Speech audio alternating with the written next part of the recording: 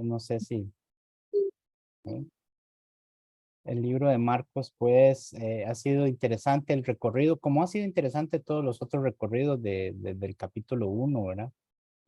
Cómo es que este Marcos, pues, qué bandido Marcos, ¿verdad? Tratando así en todo lo posible de dejar en la mente lo que hizo Jesús y cómo lo hizo, ¿verdad? Recuerden que tenemos que recordar que estos escritos de estos evangelios, empezando por Marcos, eh, se escribieron más o menos unos 35, 40 años después de los eventos que cuando estuvo Jesús aquí en la tierra. Inicialmente la palabra se transmitía de boca en boca, ¿verdad? La palabra se transmitía por medio primero de los apóstoles, pero después los discípulos en general iban anunciando el evangelio de boca en boca. Y eso, pues, aunque era muy bueno pues, imagínense ese impacto que hizo Jesús, pues también había la contraparte de que se dijera de más, cosas de más, o se quitaran cosas, ¿verdad?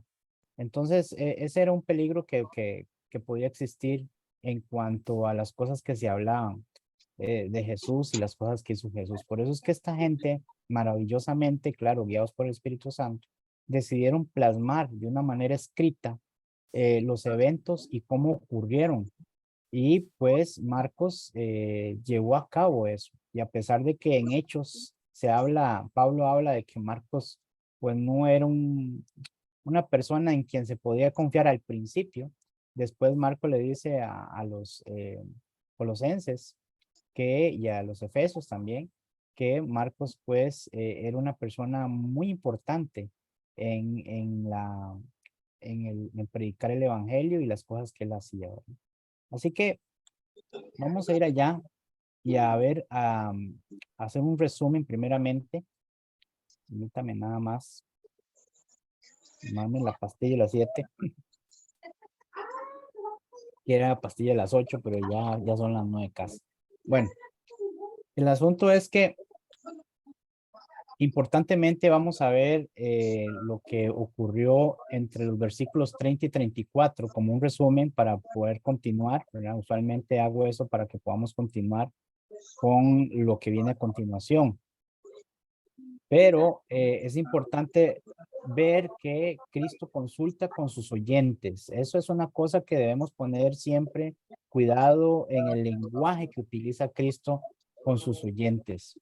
Él siempre trata en todo lo posible de hacer que las personas que escuchan tengan participación en eso también, ¿verdad? Es decir, no solamente él llega y dice lo que tiene que decir y se va, y que cada quien se haga responsable de lo que él dice, no.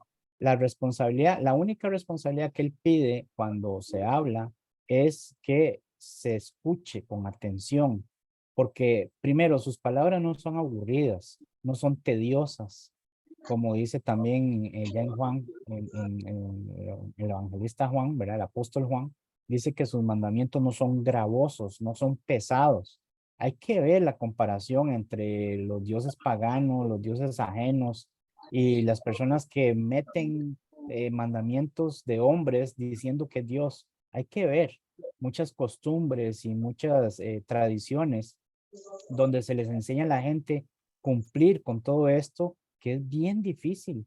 Y pues los judíos en ese tiempo no estaban exceptos en eso, no estaban librados de eso. Jesús mismo lo dijo. Estas personas, los fariseos, los líderes religiosos, ponen cargas pesadísimas que ellos ni con un dedo quieren mover, dice, ¿verdad? Entonces, en primer lugar, las palabras que Jesús habló, manifestó, las enseñanzas que él hizo, él siempre buscaba la forma de que las personas tuvieran la atención de él. Y no solamente la atención, sino que quedara eso de de seguir adelante uno a pesar de que ya acabó la conferencia, por decirlo así, ¿verdad? El estudio. Eso de que uno va caminando hacia la casa y va dándole mente a lo que escuchó. Y eso transforma vidas. Y esto es lo que hizo Jesús. Sus palabras eran poderosas, venían con autoridad y eran sencillas. eran de agarraba las parábolas de lo que era la vida cotidiana y de ahí sacaba grandes enseñanzas. La gente lo seguía en multitudes porque él tenía esa forma de hablar y de mostrar gran poder en sus palabras. Pero él simplemente no hacía eso como parte de un entretenimiento para que la gente no se duerma. Ese no es el punto de él. El punto de Jesús era dejar una enseñanza bien cimentada, primeramente en los corazones de los apóstoles. Pero para que eso sucediera tenía que haber participación. La participación de las personas era que oyeran con atención, ¿verdad? Y reiteradamente eso lo habíamos visto. Y también de que pensaran de qué forma pudieran ellos comprender, todos en general, aprender de qué forma era el reino de los cielos. Y Jesús en el versículo 30 dice que a qué compararemos, dice, el reino de los cielos, a qué lo haremos semejante. Y mire que la expresión haremos, compararemos, está uniendo a los oyentes a que piensen de la forma más correcta de cómo es que su participación iba a tener en cuenta en la búsqueda de la verdad. Esas palabras eran tan impresionantes que movían el corazón del ser humano, pero ¿de qué forma podemos entonces entender lo espiritual? ¿De qué forma podemos practicar lo espiritual si no lo entendemos? Es necesario poner atención y poner cuidado a las palabras de Jesús, a las palabras de sus apóstoles registradas hasta el día de hoy por medio del Nuevo Testamento. Es algo que debemos seguir haciendo sin cesar todos los días de nuestra existencia. Miren, son importantes los estudios, estos estudios que el hermano Manuel permite aquí en su plataforma y que cada uno hemos estado trayendo, valen la pena, son importantes, pero no, nunca nada, ni por el mejor predicador del mundo, ni la persona más elocuente del mundo está por encima de lo que usted puede llegar a entender cuando lee las escrituras una y otra vez.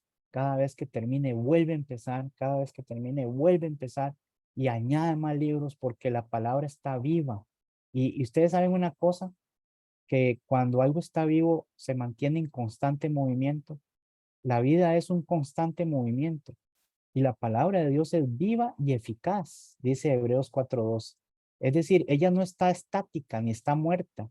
Y entonces, cuando nosotros simplemente dejamos esa responsabilidad a las personas que estudian y que traen un mensaje como el que yo les traigo, o los que van a seguir oyendo, que son importantes, sí, no digo que no, pero dejamos esa responsabilidad solamente a eso y no leemos las escrituras, no meditamos en ellas constantemente, entonces simplemente las volvemos estáticas. Es como ver un periódico con una noticia de hoy y querer ver la misma noticia mañana. Mañana queremos ver otra noticia. Imagínese una semana comprando el periódico o por WhatsApp o lo que sea que usted pague internet y todo para estar oyendo la misma cosa todo el tiempo, la misma noticia todo el tiempo. Pero increíblemente, aunque no parezca, y aunque leamos las letras del Nuevo Testamento y así de toda la Biblia, porque toda la Biblia es inspirada por Dios, cada vez que usted repasa cada capítulo, cada versículo y medita en ello, entonces cosas nuevas vienen hasta que venga el Señor. La palabra de Dios es la guía del Espíritu Santo hasta el día de hoy. No es un libro de más, no es un libro súper bueno, súper lindo. No, les exhorto, mis hermanos, a que no pongan su alma y su confianza solamente en aquellas personas que tratamos de hacer lo posible para que ustedes aprendan y aprendamos todos, pero no es nuestra responsabilidad que ustedes tengan esa singularidad, esa particularidad con las escrituras. Solamente usted, las escrituras, pueden tener y llegar a una conclusión adecuada según su estilo de vida, sus costumbres y todo. Yo soy de Costa Rica, no tengo ni idea cómo viven en México, puedo darme una idea, pero no puedo muchas veces acertar a esa idea. No tengo idea cómo viven en Estados Unidos, en Venezuela, en Nicaragua, en Colombia. En fin, todos tenemos nuestras particularidades, pero la palabra de Dios sí. La palabra de Dios dice que es viva y eficaz y que penetra hasta lo más profundo. Y como entra hasta lo más profundo, tiene la habilidad de conocernos a nosotros mismos y darnos a conocer quiénes somos, qué hacemos, para dónde vamos y lo más importante, cómo podemos tener una relación muy estrecha con Dios. Eso es lo que logró Jesucristo con sus palabras y sus discípulos, sus apóstoles, por medio del Espíritu Santo. Eso es lo que tiene que lograr la palabra hoy día. Por eso nosotros cuando vamos a predicarles a otros, está bien repartir folletos, tocar puertas, todo eso está muy bien. Pararse al parque con megáfonos y audios y todo eso está precioso y está bien, yo no estoy en contra de eso. Pero para mi concepto, para mí, esto lo que estoy diciendo es para mí, o lo que yo pienso, tiene más valor el hecho de que usted comparta un pasaje bíblico por medio de las redes sociales, por ejemplo, por medio de decírselo a alguien, por medio de leérselo a alguien, eso haciéndolo constantemente, pues para mí, otra vez, ¿verdad? Para mí, tiene más, un sentido más fuerte, no más valor tal vez, pero un sentido más fuerte, porque es algo que usted está haciendo constantemente y la gente está recibiendo constantemente. Salir a predicar es buenísimo, pero se hace como una campaña, ¿verdad? Cada 15 días, cada 22, cada mes, cada año, no sé, no se sabe. Repartir folletos no se hace todos los días ni todos los domingos, pero compartir un pasaje bíblico, un pasaje que usted haya leído y que le haya llamado a usted la atención, compartirlo con la gente en las redes sociales, llenar las redes sociales de pasajes bíblicos, porque el poder de Dios, usted no sabe si ese pasaje que para usted estuvo interesante puede ayudar a otros que usted ni siquiera va a conocer a cambiar la vida. Por eso tenemos que hacer lo mismo que el maestro. Darle participación a los auditorios, a la audiencia, compartiendo, haciéndolos pensar también en busca de la verdad. Otra cosa importante es que la semilla de mostaza, pues habíamos visto, ¿verdad? Que no es la más pequeña de todas las semillas, pero Jesús no está dando una clase de botánica ni está dando una clase de, de, de cultivo. Jesús está usando un dicho muy popular en su época y en la época antigua, y es una época donde se usaban muchos dichos proverbiales, hasta el día de hoy se hacen, pero en esa época se usaba mucho este concepto de la semilla mostaza como la semilla más pequeña por lo que hacía, ¿verdad? Siendo pequeñita. Y eso lo dijo Jesús también en Lucas 17:6 cuando dice, si tuviere fe como un grano de mostaza. Es decir, si tan solo hubiera en el discípulo, en este caso, una fe tan pequeñita, tan escasa, que eso podría traer grandes cosas. Así también el reino de los cielos en general. Habla y parte Jesús desde una semilla mostaza, que es una semilla tan pequeñita, pero que va creciendo hasta que hace cosas demasiado grandes, de principios insignificantes, ¿verdad? Salen grandes cambios visibles. Eso lo vimos también en 1 Corintios 6, del 9 al 11, cuando hablaba Pablo diciendo que algunos de ustedes eran ladrones, borrachos, adúlteros, fornicarios, homosexuales, de todo, ¿verdad? Gente que se despertaba para hacer males y se acostaba haciendo males y se perjudicaban a sí mismos. Bueno, eso eran algunos de ellos, pero cambiaron. La semilla penetró en el terreno, en el corazón, y empezó a cambiarles la vida a todos ellos. Y ahora no solamente eso, les cambió la vida para bien, sino que también les da frutos para heredar vida eterna. O sea, es pura ganancia, ¿verdad? Así la semilla mostaza o el reino de los cielos empezaba muy pequeño, un hombre, un Galileo, ¿verdad? Carpintero, con 12 personas que eran pescadores y gente no muy letrada, parecía que eso no iba a tener futuro. Pero miren ustedes, vean lo que se logró. Miren ustedes hasta dónde se llegó y hasta dónde se va a llegar. Es increíble, ¿verdad? Por eso esa semilla que se usaba como un dicho popular sirvió para dar ese ejemplo maravilloso. Y también del versículo 30 al versículo 34, recuerden que Cristo no habla en parábolas a fin de ocultar la verdad. La parábola no es un signo que oculta, es más bien una forma de hacer una comparación y agarrar lo que es espiritual y develarlo de una forma sencilla en los eventos de la vida. Por eso la parábola generalmente que usaba Jesús, de hecho, creo que todas, no sé si estoy equivocado, ahí me corrigen si él haya usado alguna parábola donde implica a animales hablando o objetos inanimados como sillas, qué sé yo, ¿verdad? Que tuvieran un enlace ahí como si fueran personas. No, Jesús usaba anécdotas e ilustraciones de la vida cotidiana para dejar enseñanzas espirituales. Así que Cristo no hablaba en parábolas a fin de ocultar la verdad, sino para revelarlas. El problema es que si la persona no ponía cuidado, la persona se quedaba con eso nada más, pues es donde se cumplía la profecía que decía, que les iba a hablar en parábolas para que oyendo no oigan, ni viendo no vean, y no entiendan y no sean sanados, ¿verdad? Pero ¿por qué? Porque era difícil de entender, no, era porque las parábolas demandaban una participación de sus oyentes, ¿verdad?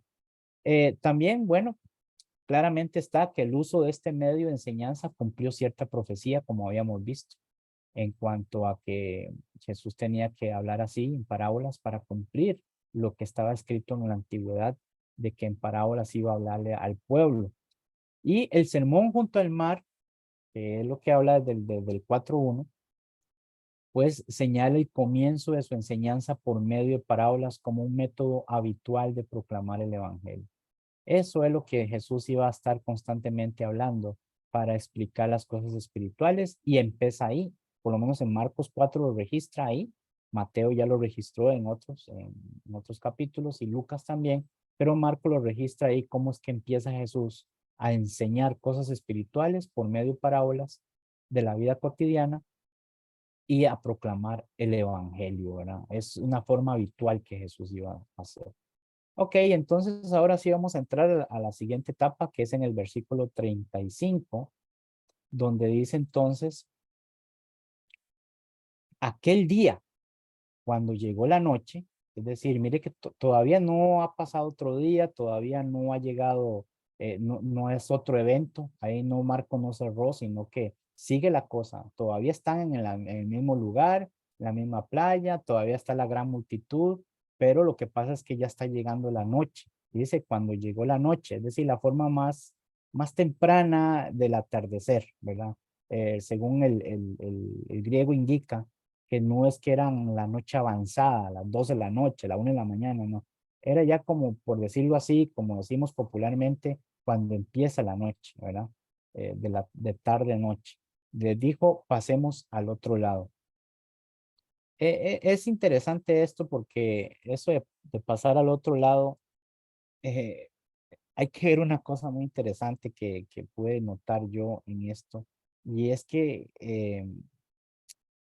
Jesús no descansa. Jesús está trabajando muy duro y él en gran parte había enseñado, por ejemplo,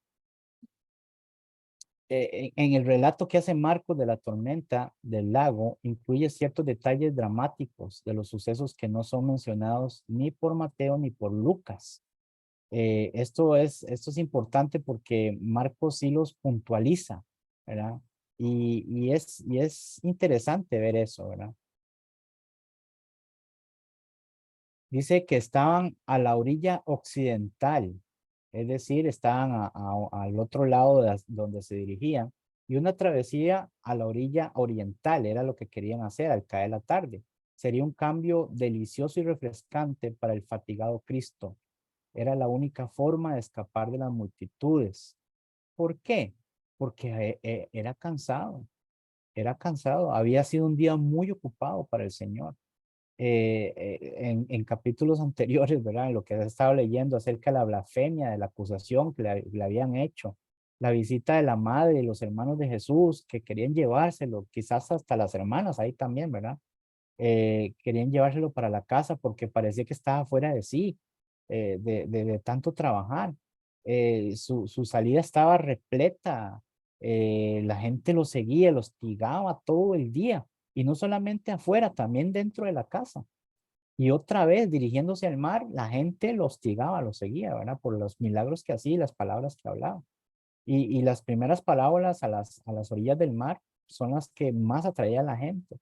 Luego en las casas también, o sea, la casa donde entraba también hacía muchas sanidades y todo eso. Y también afuera de la casa. Y ahora se dirige al otro lado del mar. Es incansable Jesús porque él ve la urgencia, la necesidad y él está trabajando muy duro. No, no es aquello, ¿verdad? Que la gente se imagina. Jesús trabajó muy duro hasta el cansancio, hasta llegar a agotarse de tal manera. Esto nos da una luz del por qué más adelante él estaba durmiendo en la barca, porque es una cosa agotadora todo lo que él había hecho, ¿verdad? Eh, el trabajo que había realizado, que vemos en el capítulo 3 y también en los anteriores. Ok, otra cosa importante también que debemos notar es lo que dice el versículo 36, cuando dice, y despidiendo a la multitud, le tomaron como estaba en la barca y había también con él otras barcas. Bueno, el hecho es de que los discípulos pidieron o despidieron a la multitud, los discípulos. Jesús se encargó de enseñar, pero los discípulos, los seguidores de Cristo, los apóstoles, tenían trabajos, responsabilidades que hacer y ellos eran los que habían despedido a la multitud. Por eso es que dice en Marcos 4:1, dice, otra vez comenzó Jesús a enseñar junto al mar y se reunió alrededor de él mucha gente, tanto que entrando en una barca, se sentó en ella en el mar y toda la gente estaba en tierra junto al mar. Ve que Jesús estaba en la barca y aquí, es decir, ya estaba dentro de la barca cuando Jesús empezó a todo esto, desde que empezó hasta ya empezada la noche, ¿verdad? Y luego tomando a Jesús en la barca de la cual enseñando aquel día, pues en la misma barca, empezaron a hacer preparativos para irse. Es decir, no fue que Jesús dijo, bueno, ya vengo a ir a la casa a bañarme o a comer algo. No, una vez que terminó, Jesús dijo, vamos al otro lado y ahí mismo en la barca, pues iban a seguir, ¿verdad?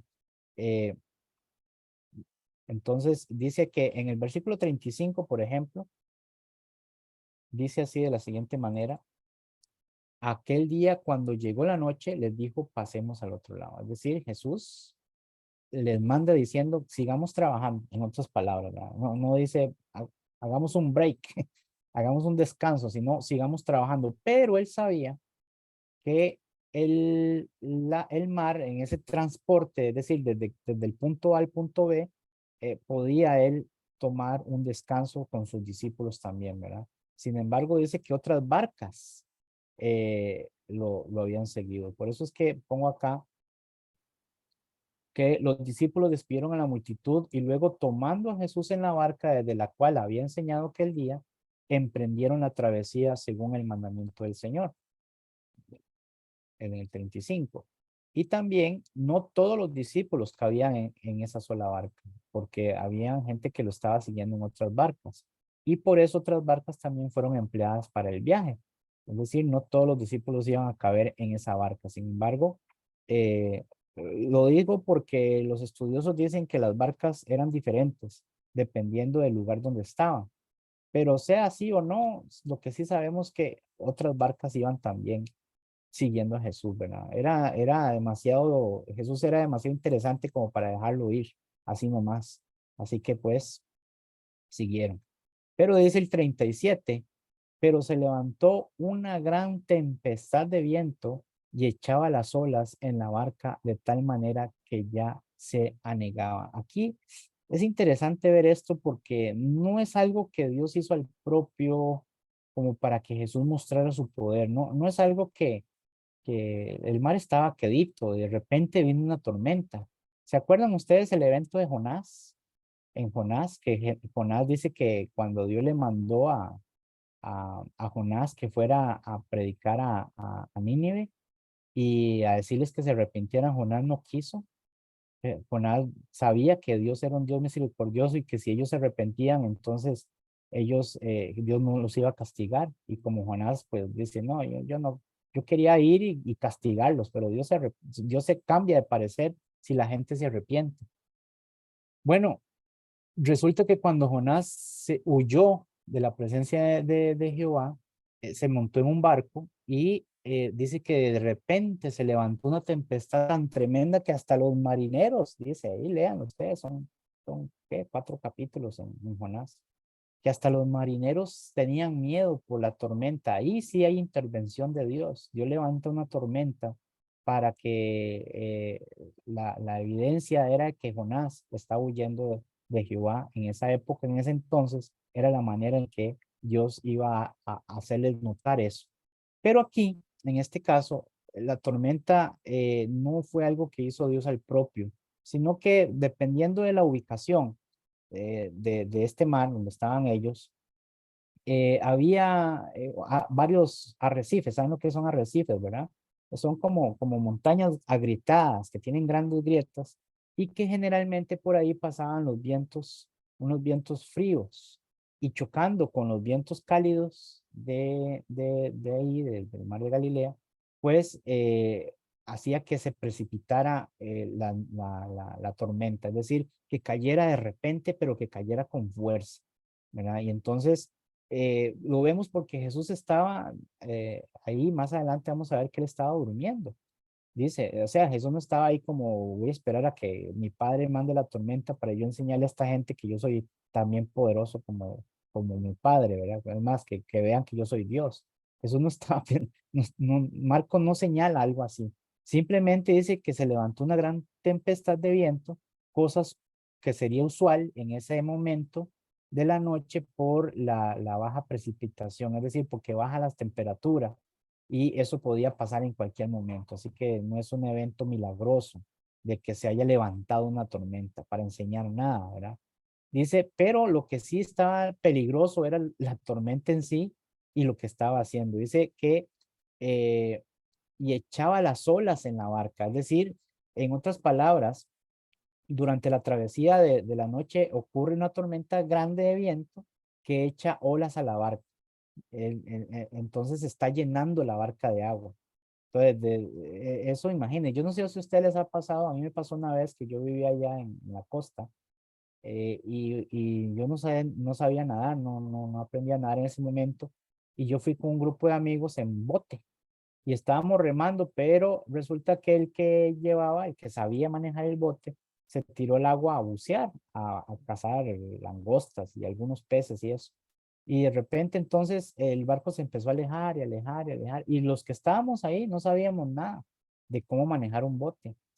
Entonces, imagínense que empezamos a llegar a la orilla y las olas empezaban a meterse en el bote donde estábamos nosotros y empezaban a chocarla con el coral que había ahí. Y bueno, yo tenía que escasos 12 años, por ahí tenía yo, y estaba muerto de miedo. Yo estaba, pero muerto de miedo. Y el que estaba alejado del mar, metido en el mar buceando, decía, remen, remen, y qué remar, qué, cómo, qué, y las olas estaban entrando en el agua y hasta que hundió totalmente el bote y nosotros tuvimos que salir como pudiéramos.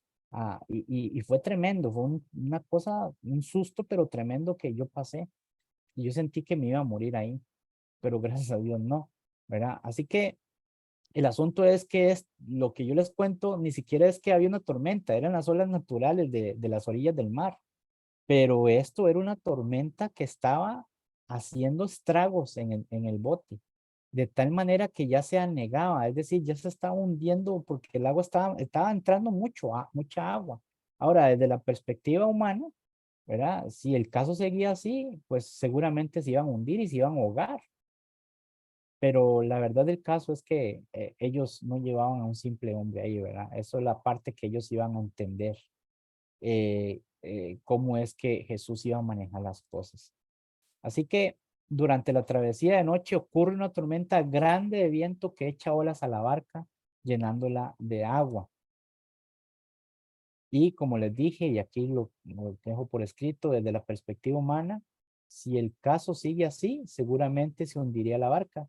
Pero la verdad del caso es que Dios está presente en la barca.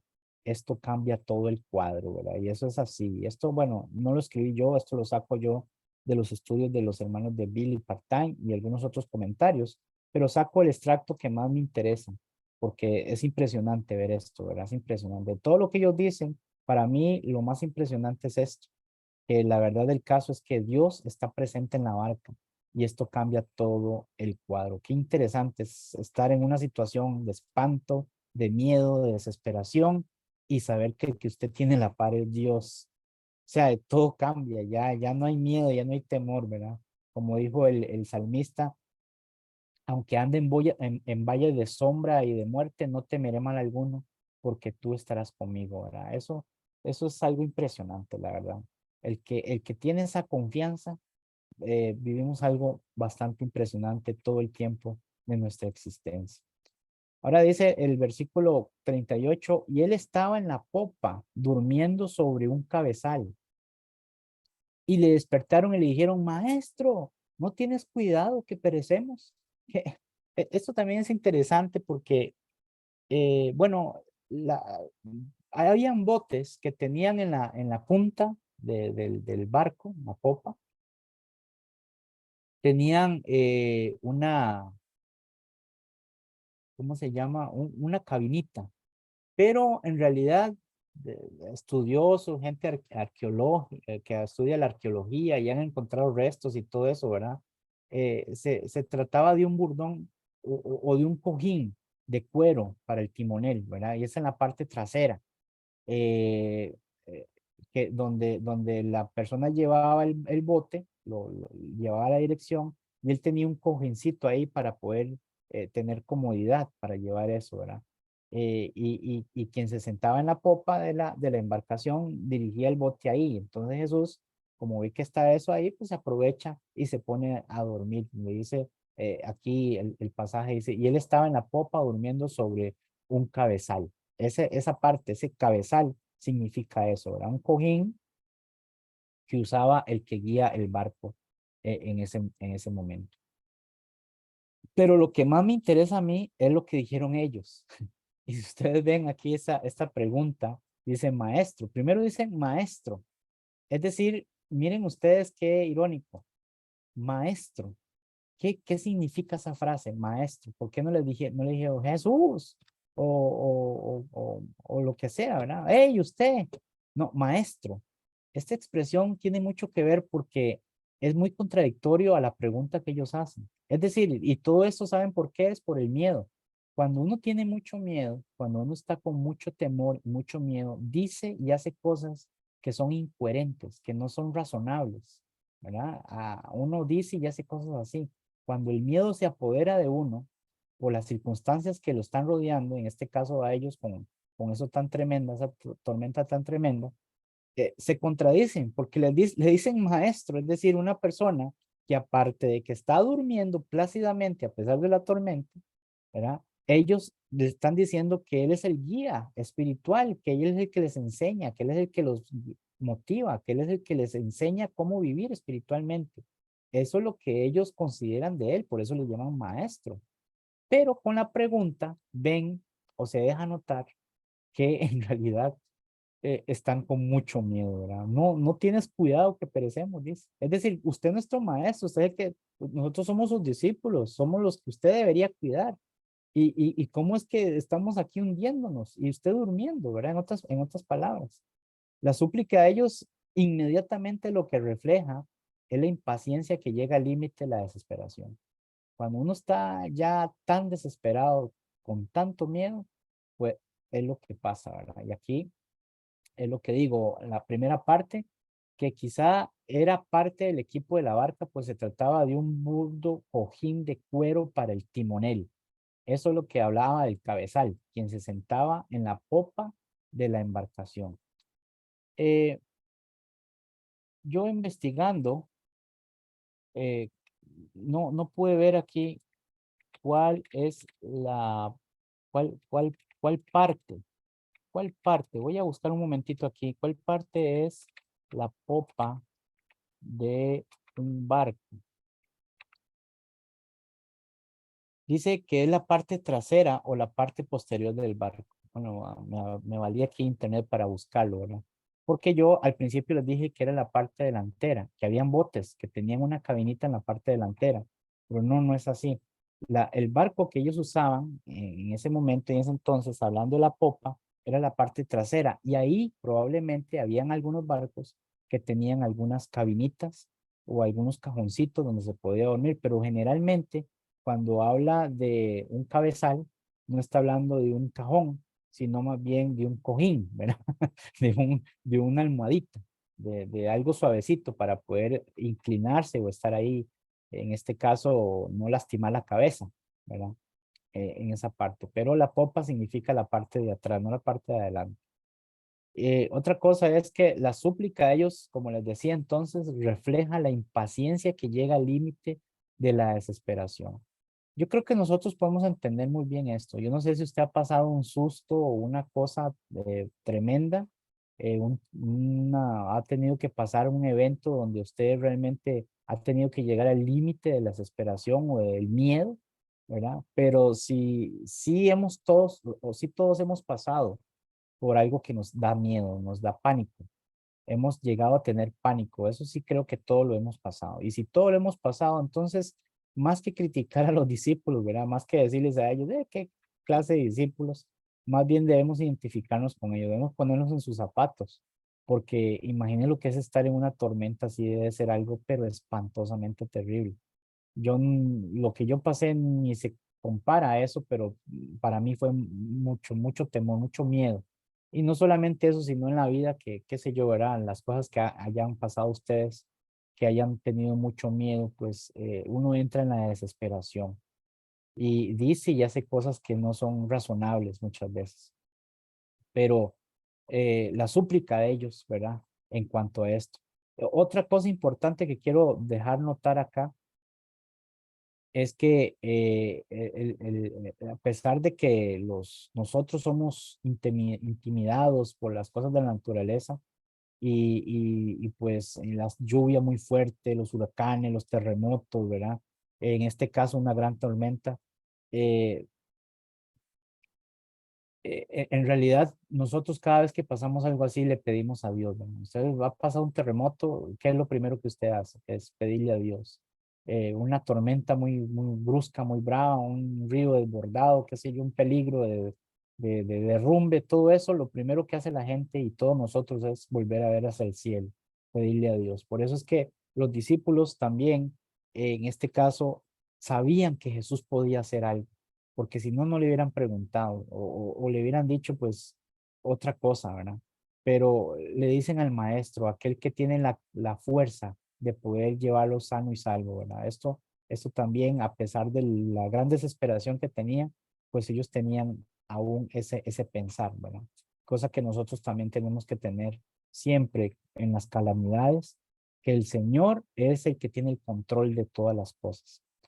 Dice el versículo siguiente, el 39, y levantándose. Mire, mire qué interesante esto porque dice, y levantándose reprendió el viento y dijo al mar, calla, enmudece. Y cesó el viento y se hizo grande bonanza.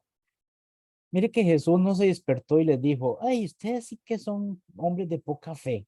Eso se lo dijo más adelante.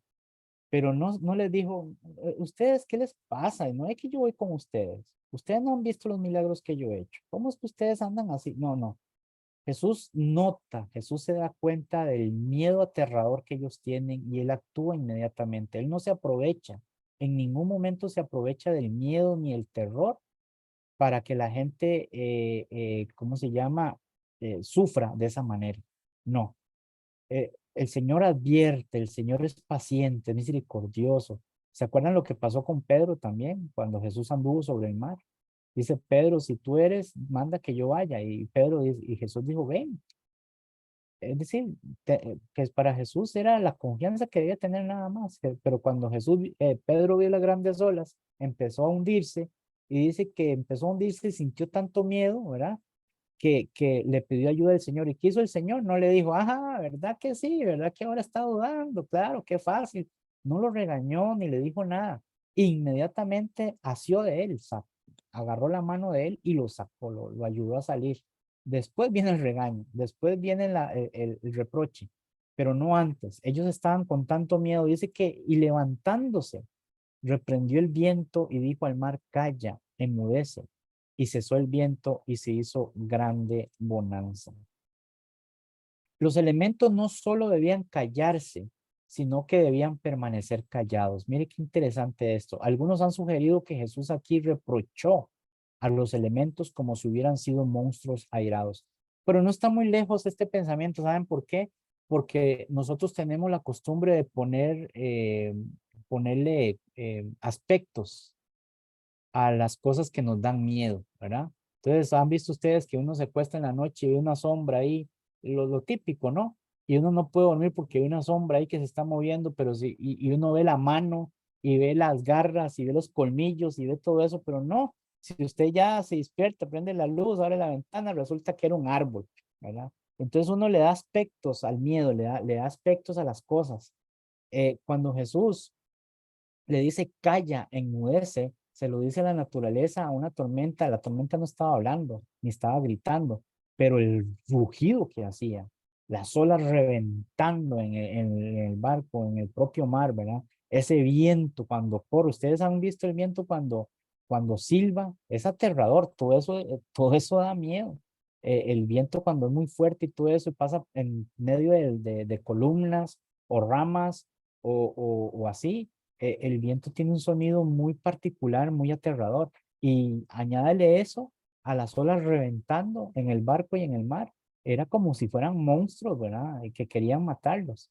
Y entonces Jesús se aprovecha y le dice, calla, enmudece, ¿verdad? Y no solamente es que se calle y enmudece en ese momento, sino que iba a permanecer así, callado y enmudecido. Y cesó el viento, dice, ¿verdad? Vean que ahora Marcos está revelando la parte que significa callar y enmudecer. Cuando dijo Jesús, calla y enmudece, dice, y cesó el viento. Ese sonido particular de un viento poderoso, ¿verdad? Que es horrible. Y se hizo grande bonanza, ¿verdad? Eso es una gran calma, una gran quietud. Eso es algo que siempre el Señor, siempre, toda la vida, el Señor nos da a nosotros. ¿Cuántas veces, no sé cuántas veces se ha acordado o se acordará usted de lo agradecido que es usted con el Señor cuando ha salido usted de un problema, de una cosa que lo tiene temorizado, lo tiene preocupado, estresado, lo tiene atrapado y usted le pide a Dios que le ayude y de repente las cosas salen, de repente las cosas van encaminadas y usted puede notar ahí cómo Dios intervino a su favor, ¿verdad? Y cuando viene la intervención, cuando viene la buena noticia, son cosas que traen tanta calma, tanta paz, tanta bonanza. Y yo les pregunto a ustedes, ¿quién, aparte de Dios, puede darnos esa tranquilidad en las peores dificultades que nosotros pasamos? ¿Quién? ¿A quién nos podemos dirigir cada vez que hayan cosas que a nosotros nos aterre o nos llene de temor, ¿verdad? ¿Quién es lo suficientemente poderoso para poder clamarle uno y decir, ayúdanos, sálvanos, ¿verdad? Y más cuando se habla de los eventos naturales, solamente Dios, ¿verdad? Y Jesús, pues, obviamente demuestra una y otra vez que Él también es un ser divino. De su palabra poderosa resulta la grande bonanza o calma, ¿verdad? Por eso es que el Señor eh, todo lo registró en la Biblia y es en la Biblia donde podemos encontrar la paz. Dice la escritura que el perfecto amor echa fuera el temor, ¿verdad? Entonces, si no encontramos nosotros reposo, seguridad, paz, si no encontramos nosotros esperanza y pues en las escrituras, entonces lamentablemente no la podremos encontrar en ningún otro lado. Como cristianos, toda nuestra seguridad, nuestra esperanza y nuestra paz, nuestra tranquilidad, nuestra bonanza reside en la palabra de Dios, en su poder. Él tiene el poder para eso. Así que nosotros debemos siempre buscarla ahí, no en otras cosas. El borracho lo busca en su bebida, el drogadicto en su droga,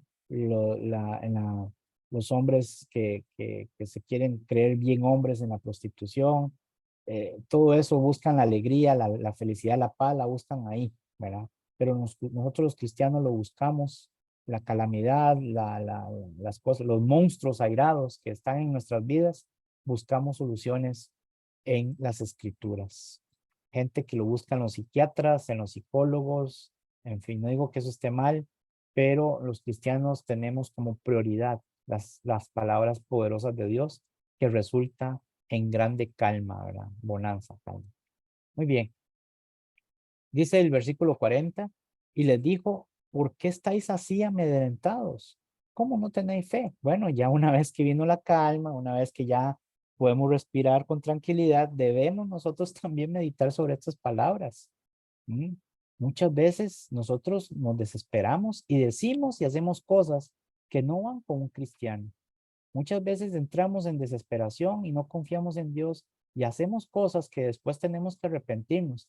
Dichosos los que nos llegamos a dar cuenta de eso y pedimos perdón. Dichosos, somos dichosos, porque hay gente que entra en desesperación, que a pesar de que entró en desesperación, Dios le ayudó o nos ayudó y no reconocemos ese problema. Seguimos adelante como si no hubiera pasado nada. Eso está muy mal. Y por eso Jesús se lo reprocha a ellos. ¿Por qué estáis así amedrentados? Es decir, ustedes no sabían, no entendían para qué me llaman maestro entonces. Si ustedes sabían que yo soy la persona que los guía, y si yo estaba durmiendo plácidamente y tranquilamente, no tenían ustedes que hacer lo mismo también, a pesar de la tormenta. ¿Por qué? Porque Jesús tenía la confianza en el Padre. Ellos tenían que aprender eso de la forma en que tenía que aprender. Y Jesús se aprovecha de que hizo ese gran poder para darles esta gran lección. Y es una lección que a nosotros también nos debería de sacudir nuestra mente, nuestro corazón, ¿verdad? Somos muy parecidos en nuestras angustias como lo fueron sus discípulos. A veces tenemos tantas angustias, oramos a Dios, pero queremos ver resultados como nosotros queremos verlos. Queremos que Dios actúe conforme a lo que nosotros queremos y no conforme a la sabiduría y el poder que tiene Dios, ¿verdad? Y así no es como funciona la cosa. Y por demás está en que también nosotros seamos corregidos, disciplinados, regañados, ¿verdad? Y está bien que eso pase para con nosotros. Entonces, aún no habían llegado a ser conscientes de que Jesús era realmente el Señor de la naturaleza. Habían aceptado su condición de Mesías, sí, por eso le llamaban maestro, pero todavía no habían llegado a todas las conclusiones que se derivaban de ello. El Mesías, el Cristo. Qué parecidos eran a nosotros en nuestras angustias. A veces nosotros decimos cuando las cosas van muy bien, Dios es lindo, Dios es bello, Dios es todopoderoso, es que como mi Dios no hay nadie, pero cuando las cosas van mal, entonces entramos en desconfianza y en desesperación y a veces tomamos decisiones que tendremos que llevar como consecuencias para toda la vida por no confiar en Dios, ¿verdad? Y por eso es mejor que seamos regañados y corregidos y disciplinados antes de que seamos personas que se nos olvide que debemos confiar en el Señor Jesús. Versículo 41 y final dice, entonces temieron con gran temor. Eso es lo que nosotros tenemos que llegar a tener nosotros también. Y se decían el uno al otro, ¿quién es este? Que aún el viento y el mar le obedecen. Qué interesante esta pregunta, hermanos. Esta es la pregunta de las edades. Toda persona debería preguntarse eso, como decía un hermano, el hermano Buen Partain en su estudio, ¿qué concepto tiene usted de Cristo? Esta es una pregunta maravillosa. Es una pregunta que nosotros deberíamos hacerle a nuestros vecinos, nuestros amigos. Deberíamos escribirla en WhatsApp, en Instagram, en Facebook, en Twitter, en todas las redes sociales y hacer la pregunta a la gente. ¿Quién es este que aún el viento y el mar le obedecen? Este no era un mero hombre, pero para poder llegar a la conclusión correcta, primero tiene que haber temor en nuestros corazones, respeto, tiene que haber ese concepto de que nosotros no lo tenemos todo, de que no somos la mamá de Tarzán, de que somos frágiles, que somos como la neblina, como la flor del campo. Sin Dios, ¿a quién iremos? Dice Pedro, ¿verdad? Más adelante. Eh, eh, eh, dice Pedro ahora que me acuerdo, Mateo Mateo 16:16 es una expresión. Aquí, aquí dice, ¿quién es este? Que aún el viento y el mar le obedecen. Pero en Mateo 16:16, ¿qué fue lo que dijo Pedro? ¿Recuerdan? Dice, respondiendo Simón Pedro, dijo, tú eres el Cristo, el Hijo del Dios viviente. A esa conclusión es a la que hay que llegar, tenemos que llegar todos nosotros. No decirlo los dientes para afuera. ¿Dónde se llega uno a dar cuenta qué tan cercano uno tiene la confianza en Dios? En las dificultades, en los problemas, en las angustias, no en la bonanza. En la bonanza es muy fácil, en la calma y en la paz es muy fácil decir, ah, Dios es lo más bello y lo más lindo. Es muy fácil, cualquiera lo puede decir. ¿Dónde es que nosotros debemos demostrar nuestra casta de cristianos? En las dificultades. Y tomar las cosas, las dificultades, como que Dios también sabe que estamos pasando por ellas y agarrar valor y tener temor del Señor y decir que el Señor haga, el Señor hará. Bien, hay un salmo, no me acuerdo el pasaje ahora, pero dice el salmista, dice, de día y de noche clamo y tú no respondes. Dice, de día y de noche me angustio porque clamo y tú no respondes. Dice, pero así esperaron mis padres, esperaron y fueron salvados, dice el salmista, ¿verdad?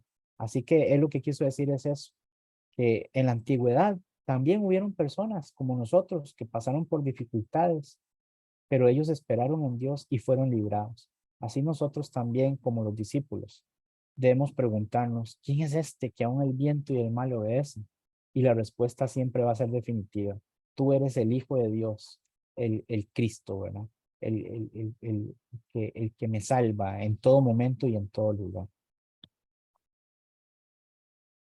Dice, entonces temieron con gran temor, es decir, se llenaron de gran temor, de pavor, de miedo, ¿verdad? Pero un pavor, un miedo de saber que esta persona que estamos viendo, que tocamos, que oímos, que palpamos, ¿verdad? Tiene ese poder tan grande que solo Dios puede tener, pero que Él lo está demostrando.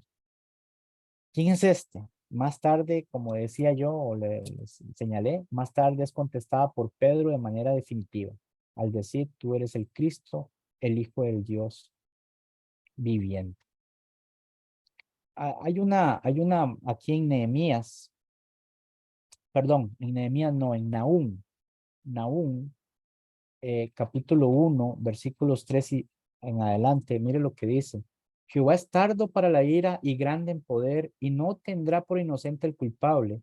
Jehová marcha en la tempestad y en el torbellino, y las nubes son el polvo de sus pies.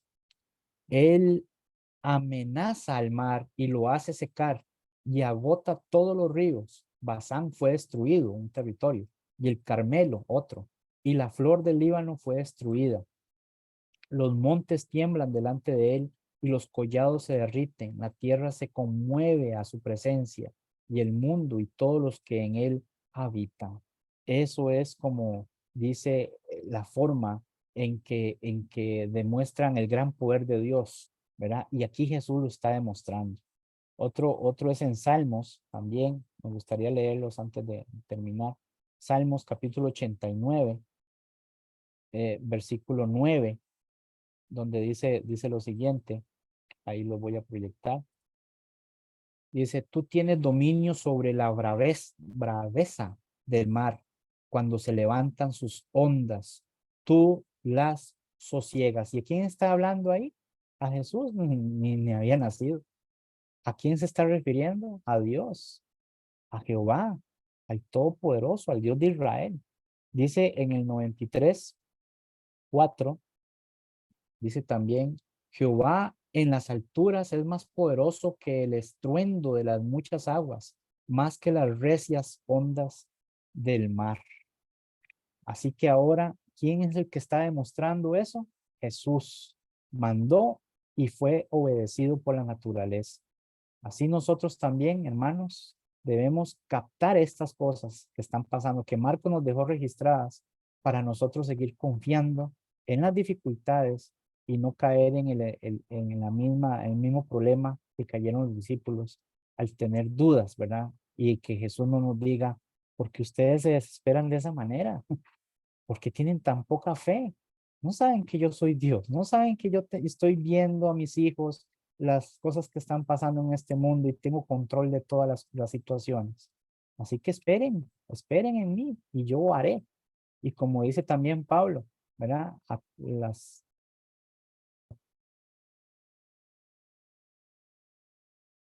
Estamos en diferentes pruebas, porque sabemos que el problema este va a ser eso, la, va a crear en nosotros cosas maravillosas, sabiduría, paciencia, etcétera, ¿verdad? Y dice Pablo que a los cristianos las cosas son para bien, todas las cosas que les son a los cristianos es para el bien, para nosotros. Así que eh, hagamos las cosas que vemos aquí, que vimos aquí en el capítulo 4. Seamos más responsables a la hora de poner atención. Pensemos y meditemos en las palabras del Señor.